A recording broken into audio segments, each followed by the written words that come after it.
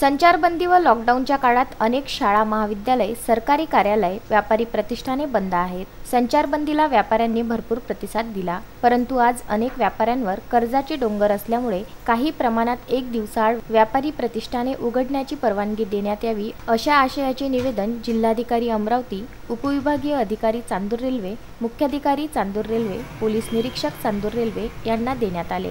Chandur railway शहरात लहान व्यापारी बाजारपेठ आहे। या व्यापारी मार्केटमधील जीवनावश्यक वस्तूचे दुकाने सुरू आहेत। शहरातील काही इलेक्ट्रिक दुकाने, चप्पल, स्टेशनरी, कपडा, झेरॉक्स, प्रिंटिंग प्रेस, होजियरी, मणिहारी, बुक डेपो यांचा व्यवसाय पूर्णतः बंद आहे। Mobile hardware, mobile shopping, tailor shop, furniture, चष्मा दुकान इत्यादी लहान सहान व्यवसाय पूर्णपणे बंद असल्यामुळे त्यांच्यावर अवलंबून असणारे शेकडो परिवार आज घरी बसून आहे। अशा परिस्थितीत व्यापाऱ्यांनी जगायचे कसे? 3 महिन्यापासून बंद असल्यामुळे दुकानदाराच्या परिवारावर उपासमारीची वेळ आली आहे।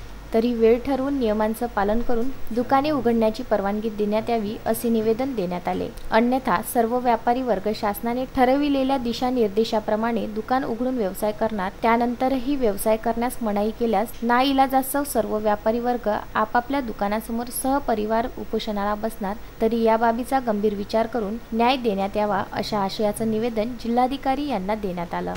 चांदूर रेल्वे येथे दिनांक 21/3/20 पासून तर आजपर्यंत कटोकट आम्ही बंद दुकान ठेवून नियमाचं पालन करून दुकानं बंद करण्यात आलेली होती आणि काही आतापर्यंत काही जीवनावश्यक वस्तूंच्या दुकानं सोडल्या तर इतर दुकानं आतापर्यंत बंद होत्या।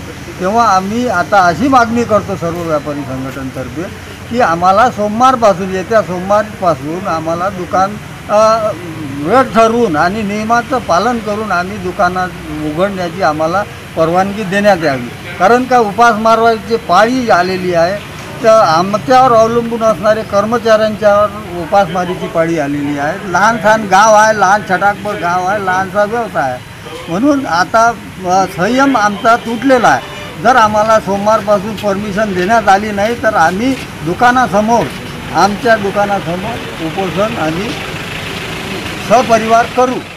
यावेळी व्यापारी संघटनेचे अध्यक्ष सुमेरचंद जैन, राजा उज्जैनकर, मुकेश कोठारी, गोपाल वाघ, अभिजित इलेक्ट्रिकल्स, छोटू विश्वकर्मा, भारत ड्रेसेस यांच्यासह अन्य व्यापारी उपस्थित होते।